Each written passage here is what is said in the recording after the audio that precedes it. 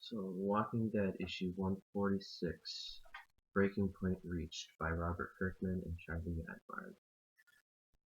Really cool cover. Rick and Meg fighting. You see Rick's hand, or fake hand, and then his real hand. It's very well drawn, as always. So we pick right off from 145, where Rick just told everybody about the bad news of how the Whisperers had murdered 12 of their own, 13 if you include the unborn baby by Rosita. And so it starts off with like no dialogue.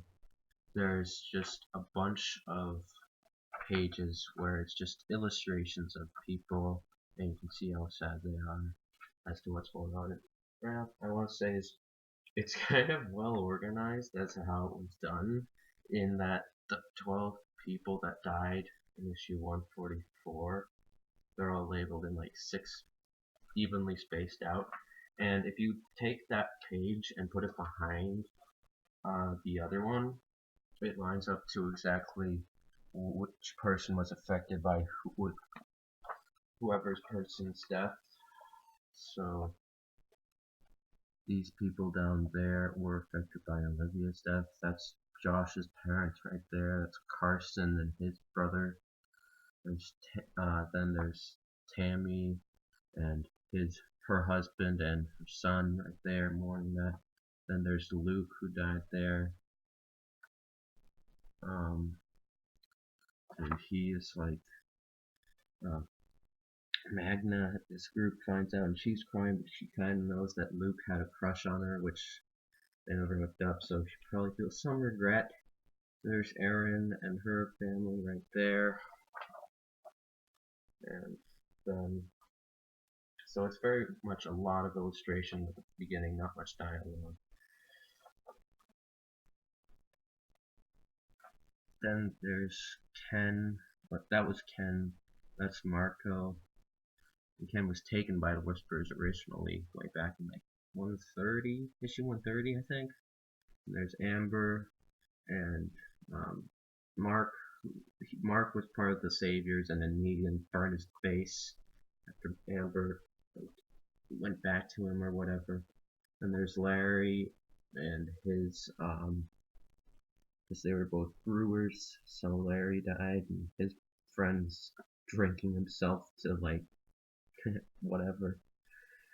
And then there's Oscar, who was a guard for the Hilltop. He died, and Maggie knew him. And there's Rosita, of course, and Eugene's just really depressed. And then there's also Ezekiel, and then you see Michonne there with her sword and his suitcase of his shirt and whatnot. That's that. I thought it was pretty cool how that was organized pretty well, so it lets you know who's who. And then we have another really good picture of the church, and there's a funeral, and hey, look who's there. It's Father Gabriel, who we haven't seen in like forever. Like, we haven't seen him since like sometime in like, I think it was All Out War with Negan. I don't even think you really saw him that much. I mean, I don't think Kirkman has too much of a plan for him, but at least he's there now, and you can see that he's doing something good. He's doing something good. Yeah, he's presenting a funeral for like he's like leading a funeral for all the people who died, and it's good that he's doing that. And then we have one more page of the fair being taken down, and it's pretty sad because it's raining and like everyone's just taking it down. The whole reason for the fair was to bring people together and show them that, hey, we've been able to put a society back together. We can now that we've defeated the zombies, or not entirely, but as long as we've been able to create society that works, we can also live alongside them and just work. We can have some fun. We can have a fair and we can do things, but it just turned out to be like what happened alongside a tragedy. Now we get into some dialogue, and basically it's just the people that have been affected would naturally just be like, we gotta go to war, we gotta kill these people who killed our loved ones, we gotta have justice served and whatnot. And that's all they basically say, all of them. But the thing is that none of them have seen what Rick has seen, and if I was one of these people, I'd probably be one of them yelling. But I mean, I'd like to think that Rick did tell them about like the herd. I think he did, but yet all of them are not thinking like, okay, that herd is there. Yeah, we want to kill them, but we got to do this smart. None of them are thinking smart. They're just thinking emotionally. We need to kill all of them now. But you're never going to be able to do that because they have like thousands, maybe not thousands, but at least like 2,000 walkers that the Whisperers can just move into whatever direction they want them to move into. So, like, all of them are just saying, we've got to go to war now, blah, blah, blah. And Rick's just like, I want, I want to go to war too, but if we do, it's going to come to the death of basically the entire hilltop and the Alexandria safe zone and everything. Because that's just gonna be what's gonna happen, because otherwise it's never going to lead to anything positive. It's just gonna lead to more death, which, like, if Alpha said that she didn't want more, then she should not have done this, because if she did this, it's basically like saying, okay, I will kill more of your people if you do that. Okay, so we're gonna go to war to make sure that doesn't happen. Or, like, I don't know. Like, no, Alpha, not Magna. Alpha said that, and like, if you cross the border again, my herd will cross onto yours, and to kill people, that many people, and make a statement, is not gonna really flow well. Okay, people are gonna be pissed, and they want to kill you and all of your group. So she's being a hypocrite in that sense. But anyway, back to what Rick was saying is like, I'll tell you what the same thing I told everyone. I know it's not a popular opinion, and I understand that, but there is a lot to process here. We're still trying to appropriately assess the situation so that we can figure out an appropriate response, one that won't put at risk everything we've built and all the people who make up the communities we call home. And then, like, someone just says, Rick, you're a pussy. I can't believe I was here to see the day you became a pussy or whatnot. Maybe it's time for Maggie to take over because she knows how to deal with the problem. And then after Marco says that and he leaves, Rick asks Maggie why did he say that and what is he referring to. And Maggie says, I had to execute Gregory. And then Rick gets pissed because he says, what have we done? Like, and that's a really good drawing of her face, by the way. Do you want to go back to the way things were, how we were killing people to live and whatnot? And then Rick just gets pissed. He gets unhinged a bit because he's been able to not kill anyone for the past like 2 years since the end of Negan's war.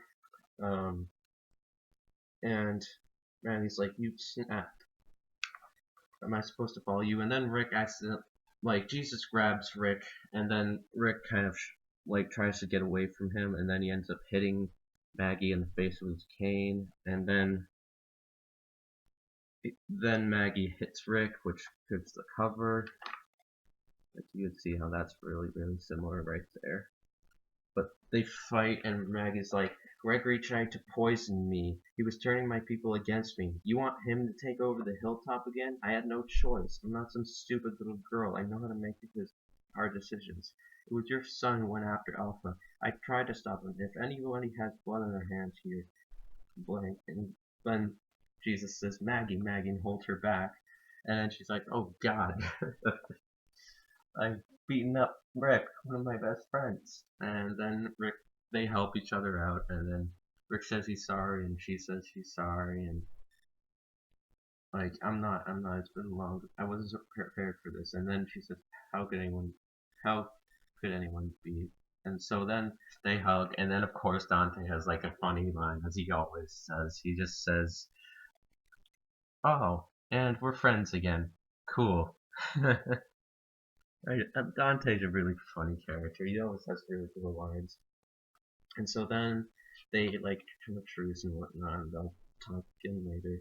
Then Rick goes home, and all the people Rick and Maggie go home or whatever, and all the people in Alexandria are giving them that hard looks like, oh my god, I can't believe he's our leader right now. He's not making decisions for the people and blah blah blah. And then Rick gets home and Eugene is there. He's there to talk with like if I'm not thinking right now, it's Andrea.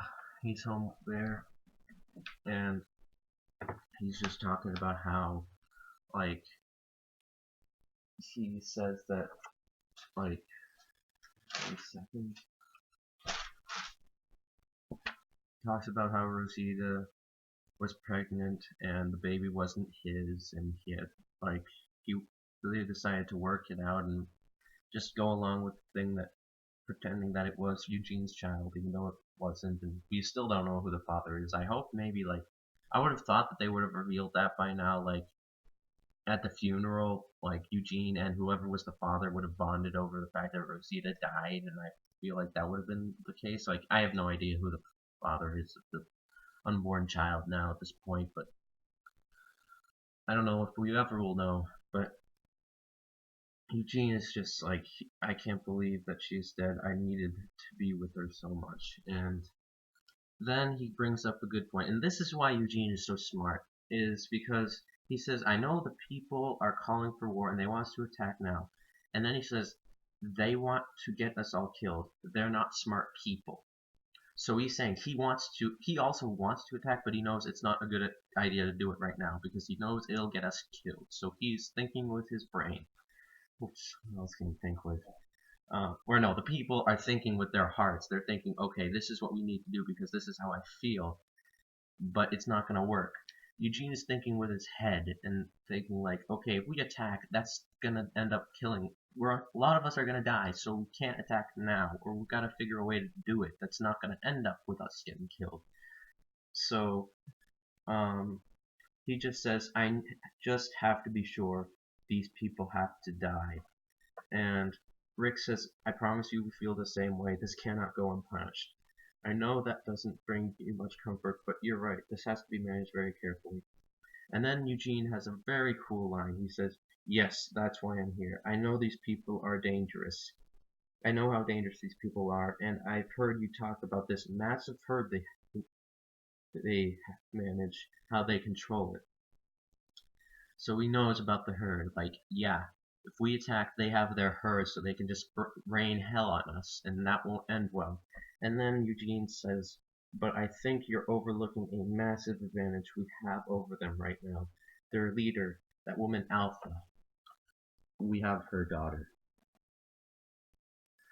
That's 146. But so when I first read it, I thought to myself, does Alpha really care? I mean, she just threw uh, Lydia away to Rick's group because she just was like, you don't belong here.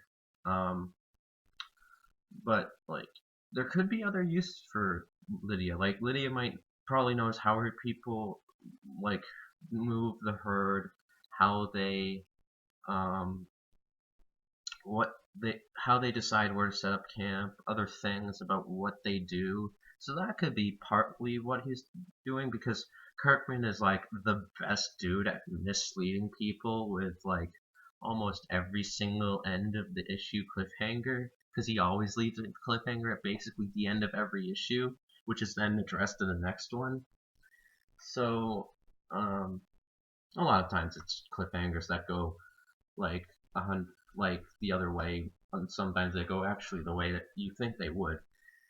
But um, I don't think that it's really like, oh, it's a hostage situation. I think it's more or less like strategy.